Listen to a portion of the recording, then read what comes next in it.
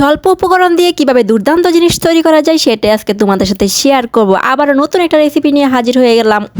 Hello guys, this is me Mamanti Setu. তো স্বল্প উপকরণ জিনিসটা হলো লাউ। এখন শীতের সিজন, সবার বাড়িতে টুকটাক লাউ পাওয়া যাবে, বাজারেও সেই লেভেলের লাউ পাওয়া যাবে। চলো লাউ দিয়ে আজকে কি কি রেসিপি শেয়ার করে দুইটা রেসিপি তোমাদের সাথে শেয়ার করবো, দুর্দান্ত। আজকে লাউ কাটবো একবারে আমার মতো, আমি যেভাবে লাউ কাটি। এই তো এটা হচ্ছে আমাদের বাঙালি স্টাইল, বাঙালি ঐতিহ্য, বাঙালি ট্র্যাডিশনাল আমার লাউ কাটা। তো লাউ কাটা আমার অলরেডি ডান। এবার লাউয়ের যে শুকলা সেটা দিও। আর একটা শুকলা দিয়ে রেসিপিটা হচ্ছে একদম শুটকি দিয়ে, আর সেটা রেসিপি ফর হাজব্যান্ড। তো হাজব্যান্ডের বিশেষ পছন্দ এই রেসিপিটা। এটা হলে নাকি তার আর কিচ্ছু লাগে না। তো চলো সেটা কুচি করে কেটে নিয়ে এবার আমার সব কাটাকাটি শেষ। এবার চলে আসলাম একটা বড় আস্ত মাথা নিয়ে। তো এটা হলো একটা বড় রুই মাছের মাথা। এটা দিয়ে আজকে লাউ ঘন্ট হবে, আর সাথে দিয়ে দেবো জাতীয় মাছ পাঙ্গাস। পাঙ্গাস দিলে লাউটা একটু চর্বিযুক্ত হবে আর খেতেও দুর্দান্ত হবে। তো এটা হলুদ আর লবণ দিয়ে ভালো করে মেখে এবার এটা ফ্রাই করার পালা। ইদানিং আর একটা রেসিপি ভাইরাল হয়েছে, সেটা হলো লাউয়ের শুকলা আর লাউয়ের বিচি। লাউয়ের শুকলা আর লাউয়ের বিচি সেটা শিলপাটা বেটে দুর্দান্ত একটা ভর্তা বানায় সবাই। একটা খুবই ভাইরাল, ফেসবুক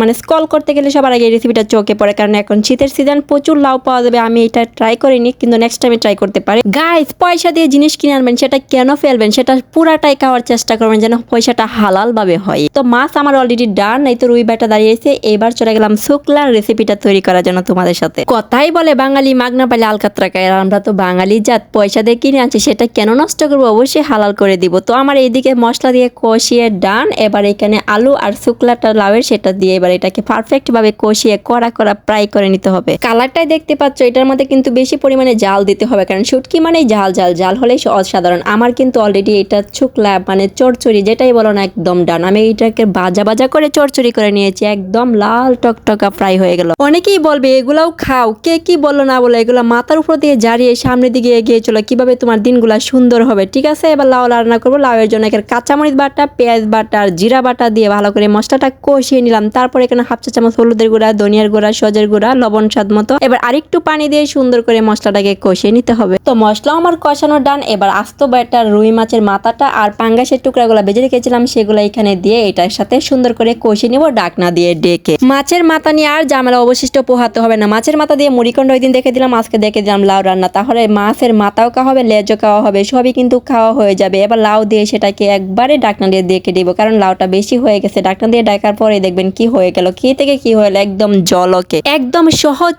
পদ্ধতিতে লাউ রান্না শিখে দিলাম। বলবো না যে 5 মিনিটের মধ্যে লাউ রান্না করা হয়, এটা একদমই অসম্ভব, কারণ কাটা বাছা ধোয়া পরিষ্কার করা অনেক টাইম লাগে। এটা 5 মিনিটও হবে না, তবে একদম সহজ পদ্ধতিতে দেখে দিলাম। যারা আমার এই সাদামাটা ভিডিওগুলো পছন্দ করে তারা অবশ্যই লাইক, কমেন্ট, শেয়ার এবং সাবস্ক্রাইব করে দিবা আমার। এরপর তোমাদের জন্য আরো ইন্টারেস্টিং রেসিপি নিয়ে হাজির হয়ে যাবো শীতের একদম ধামাকা সবজি দিয়ে। আজকে এই পর্যন্তই বিদায় নিচে। লাউ রান্না করতে করতে আমার একদম টকবক করতেছে। এবার এটা দিয়ে গরম ভাত বা রুটি পরোটা যাই হোক না কেন খেয়ে নিবা, একদম ওয়াও। আজকে এই পর্যন্তই, আল্লাহ হাফেজ।